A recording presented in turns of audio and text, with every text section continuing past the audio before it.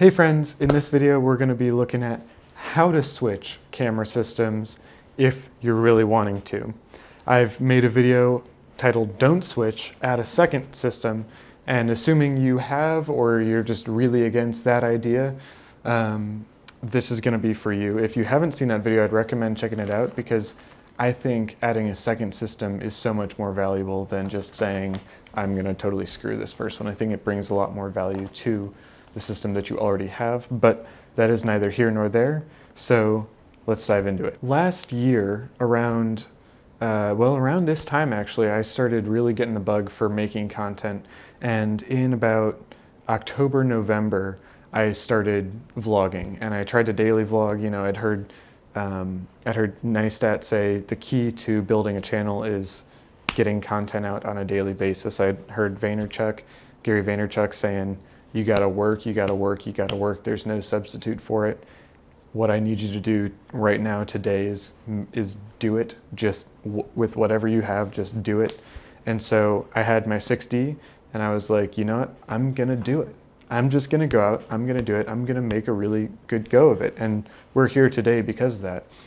But in the process of just going out and doing it, a lot of the flaws of my 6D kind of came to the fore. A lot of the flaws, at any rate, around video recording and vlogging. Autofocus in video, the video quality, and the flexibility of that video, like with color grading and stuff like that. So I was really into this kind of rut almost of being really down on my 6D, despite it being still a fantastic stills camera. And so I ended up deciding, you know what, I need continuous autofocus in video. I really want 4K. I really want a log profile. And so I went out and I got my ELPH 6300 because by all accounts at that point in time, it was the best possible camera to be getting. So I did that and I haven't looked back. I've been really happy with it. Now the thing was, I had a little money laid up for that in mind. I was a little bit dissatisfied with my current setup, with the current brand that I was using, and I was up on, you know, the market, on the product reviews, on all of that. And so I felt very informed. I felt prepared to be able to make that kind of decision. And I'm gonna assume that if you're watching this video, you are as well, or you can be shortly if you're interested in switching. However, I'm going to caution you, if you're dissatisfied with your current kit, check and make sure that it's not the lenses that you're dissatisfied with. You know, if you're dissatisfied with the brand, that's a completely separate issue, but if it's just with your kit, try you know, better lenses. You know, if you have, like I have 24-105, it can only resolve a certain amount. Try getting a lens that can resolve a lot more detail. See if a faster aperture or a sharper lens or a softer lens, if you really like that dreamy look, if those can fix the issue that you have, as opposed to going out and spending a lot more money on completely switching or adding a second system. Either way, what follows should be a big help in your process of switching. So step one, identify what exactly it is that you want and what you're willing to compromise in order to get it. I wanted 4K, a log profile, autofocus in video. So I was willing to sacrifice a flip out screen on something like the 80D because I really believe that a Sony body could give me the best possible image. If you're really interested in like medium format, for example, if the GFX 50S or the Hasselblad X1D has really caught your eye, or a Pentax 645Z is really piquing your interest, maybe think, how can I get by with one lens? Because that's a much more expensive system in the first place, just body only. Step number two, identify what your budget is on top of any trade-in money that you'll calculate later on. So for me, I was willing to say I want to add a second system as opposed to trading in, so I have to absorb the whole cost. But if you're wanting to switch and you're going to trade in, say, okay, I'm willing to put in $250 or $500 or $1,000 on top of, or, you know, for your own currency, on top of what I can get for trade-in value. Stick to that number because there's probably a very good reason for you coming up with that number. Like you've either saved that amount for this hobby or this profession, or, you know, it'll eat into operating costs if you do more, if you're a professional, or it'll eat into, you know, quality of life if you're a hobbyist. So step three is the process. I'd say first off, you need to price your gear. check eBay, B&H. I'd kind of steer away from Adorama because you have to send it in before they even give you any kind of quote. But with eBay, you can check what current market prices are. And with B&H, you can kind of figure out a quote that you'll probably end up getting from them. Remember, as well, as a little addendum to this point, if you're gonna sell your stuff on eBay down the line, make sure that you make the buyer pay for shipping. Don't try to absorb that because, I mean, they want it and you're trying to get rid of it. So go ahead and make them pay for that shipping. Next, I think it's wise to kind of figure out your high and low ball numbers. So if you have all your tabs open on eBay, you know, kind of figure out, that'll be your high ball because you're selling it yourself. With something like a B&H, they're gonna sell it for approximately double or triple what they're buying it from you for. That's gonna eat into the amount of money you can get for it, so that's gonna be your low ball. Part of this whole thing is you gotta figure out if you're willing to sell your own stuff on a platform like eBay or Etsy or whatever, or if you're willing, and get that more profit out of it, get that more money out of it, or if you're willing to say, I'm gonna take the convenience factor of working with a B&H or an Adorama in order to, KEH is another good one, in order to kind of make the whole process easier. I think it's wise at about this stage to start determining if it's important to you to buy new or if a used product in good condition will do just fine for you. You'll end up saving quite a bit as well by going used, and that can be rolled back into lenses or a better body or whatever. So for me, when I was wanting to get into the Alpha 6300, which I ended up getting, I wanted to know if I could adapt my lenses. That was kind of a big thing for me. And I ended up getting the MC11 adapter. I knew which system I had and which system I wanted. And so I was able to, you know, figure out if I could adapt those lenses, period. And I figured out that I could.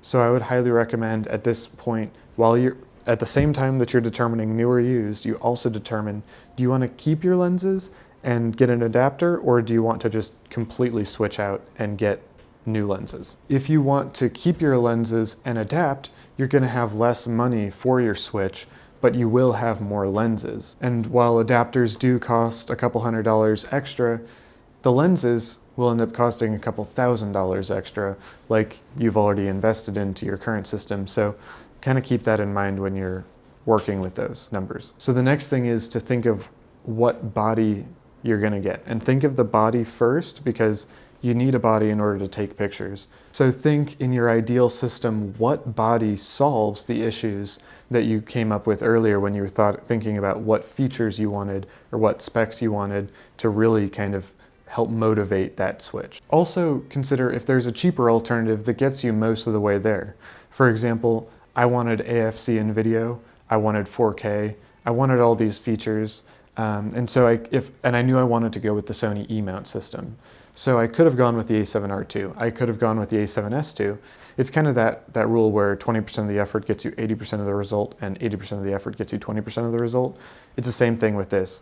If you can get a body that gets you 80% there, that's probably the best value for money proposition you can get. Go through your Lightroom libraries. Figure out what focal lengths, ranges, apertures, everything you use the most in order to think effectively about what lenses you're gonna wanna be getting into at least first, assuming you're trading everything out. Think too about what equivalents exist in your ideal system. And think as well, are they equivalent?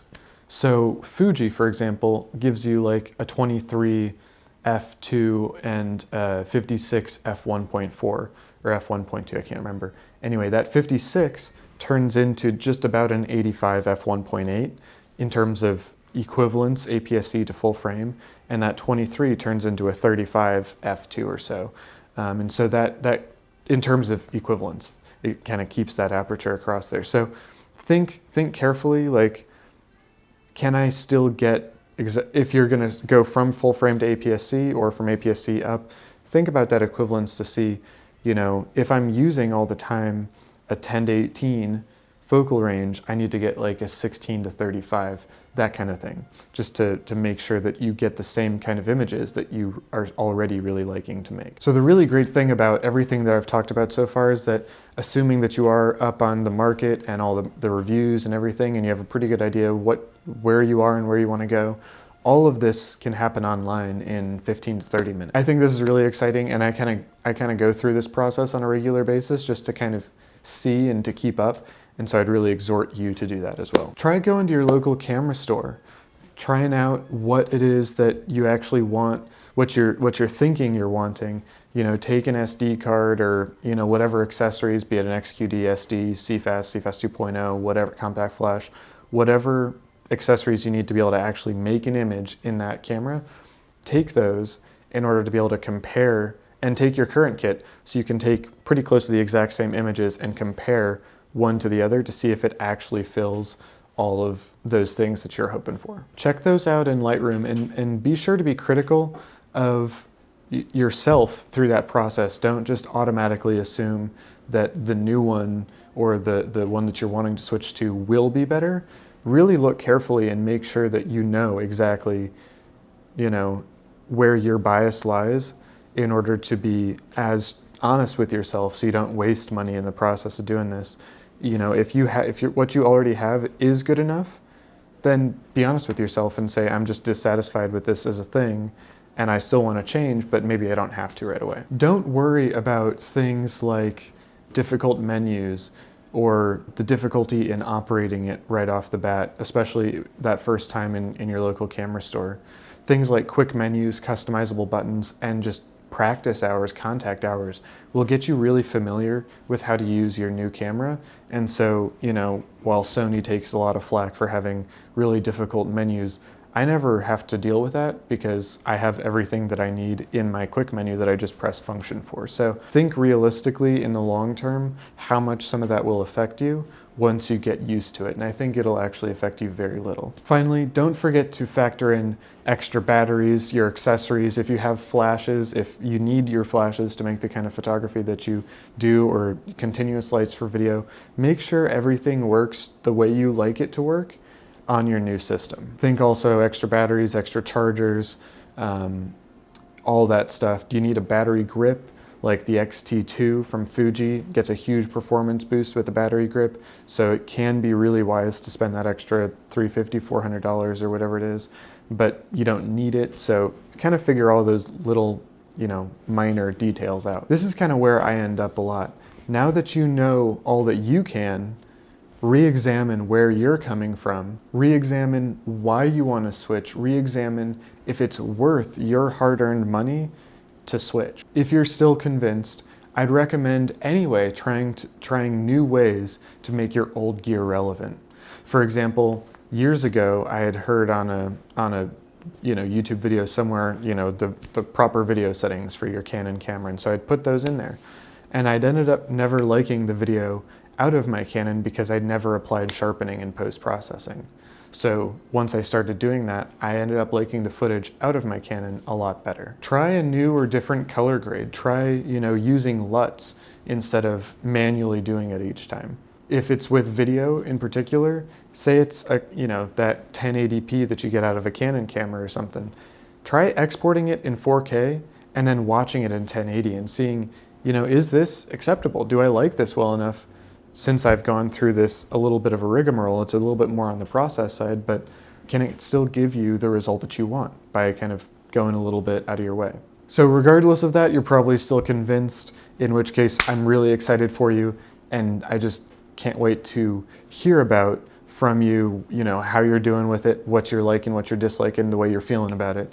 And I'm gonna just exhort you to go ahead and do it and you know, make the jump. If you decided to not, that's also great, because now you can spend that money that you had laid up for camera stuff on a new lens or on a trip that you can, you know, even if it's just a little adventure to, you know, a town you don't often visit that's having a festival of some kind 45 minutes away, just to kind of give you another chance to rekindle your passion for photography. That's about all that I have for today's video. Thank you very much for your time and for your attention.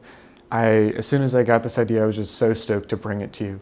And so I hope that you have enjoyed it as well. Looking forward to seeing you in the next one.